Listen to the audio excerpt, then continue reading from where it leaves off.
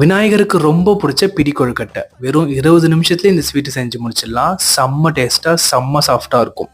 பண்ணலாமா? இப்பவே சேவ் பண்ணி வச்சுக்கோங்க. 1 கப் அரிசி மாவு இல்ல கொழுக்கட்டை மாவு எடுத்துக்கோங்க. அது ட்ரை ரோஸ்ட் பண்ணிக்கோங்க. கலர் மாறக்கூடாது. மிதமான சூட்லயே வச்சு கை பொறுக்கிற சூடு வந்தா போதும். சன்ராஜா டெய்லியோட கொழுக்கட்டை மாவு தான் நான் இன்னைக்கு யூஸ் பண்ணியிருக்கேன். இது பக்கத்துல இருக்க எல்லா லோக்கல் ஷாப்ஸும் அவைலபிளா இருக்கு. இதுல கொழுக்கட்டை மட்டும் இல்ல, இடியாப்பமும் செய்யலாம். கண்டிப்பா வாங்கி ட்ரை பண்ணி பாருங்க. 4 டேபிள் ஸ்பூன் பாசி பருப்பை மிதமான சூட்ல வாசனை வர வரைக்கும் வறுத்ததும் 2 கப் அளவு தண்ணி சேர்த்துக்கோங்க. ஒரு சிட்டிகை உப்பும் சேர்த்துக்கோங்க. பாசி பருப்பு பாதி வந்ததும் 3/4 கப் வெல்லம், 1/4 கப் துருவன தேங்காய், 1 டீஸ்பூன் ஏலக்காய் தூள், 1 டேபிள் ஸ்பூன் நெய் சேர்த்து நல்லா மிக்ஸ் பண்ணிக்கோங்க.